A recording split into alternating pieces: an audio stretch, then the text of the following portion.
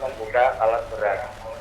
Kiat-kiat apa yang Bapak bisa lakukan sehingga kemudian kualitas anak-anak yang di alat berat itu nantinya bisa menjadi incaran oleh perusahaan-perusahaan besar yang ada di Samarinda khususnya atau Kaltim pada umumnya.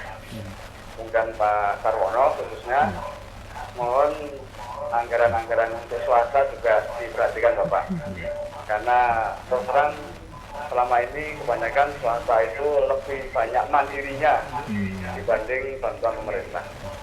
Terima kasih Bapak. Baik, terima kasih banyak. Ya, terima kasih banyak Mbak BK sudah bergabung di Halo Samarinda sore hari ini. Alhamdulillah untuk jurusan listrik itu kita dapat bantuan dari Austria beberapa tahun yang lalu. Sampai sekarang masih up to date, ya, Pak, ya? masih up to date peralatan itu karena kita selalu minta update dari beberapa perusahaan. Ini sudah daluarsa apa belum? Ini masih layak pakai apa enggak? Karena apa gunanya kita mendidik dengan dengan barang-barang yang sudah daluarsa? Ketinggalan zaman juga. Zaman kan nggak laku nantinya. Betul. Kemudian tentang guru yang sudah sertifikasi ada, alhamdulillah lolos juga sertifikasi, ada beberapa orang itu, dan tidak lupa yang paling berkuat adalah guru-guru muda, guru-guru yang diangkat oleh Perserikatan, itu mereka memang dibiayai oleh Perserikatan untuk melanjutkan pendidikan ke Bandung.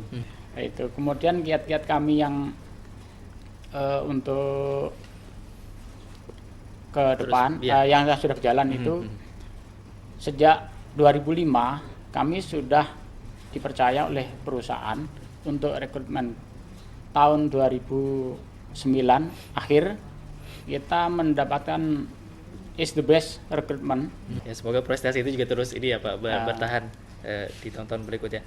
Ke Pak Sarwono mengenai anggaran untuk sekolah swasta tadi Pak, begitu Pak. Ada apa tidak Pak? Jadi saya pikir begini, ketika sekolah menyampaikan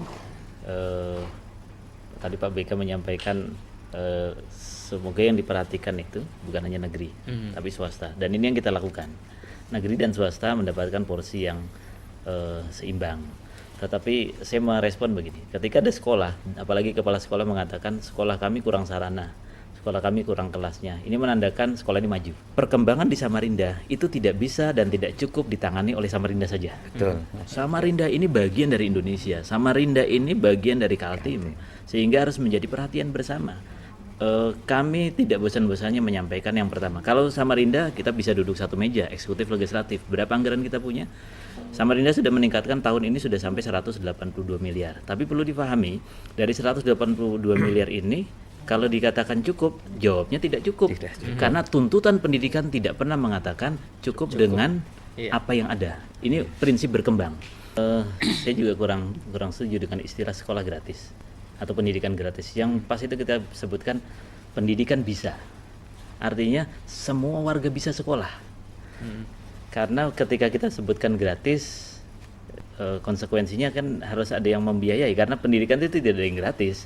Dan jangan juga berasumsi, ini mohon maaf, kalau kita semuanya sama agar pendidikan tidak menjadi beban masyarakat, semua bisa sekolah, tapi kita juga harus perhatikan psikologi anak. Semoga pendidikan di khususnya sekolah menengah kejuruan baik negeri maupun swasta di Kota Samarinda semakin maju.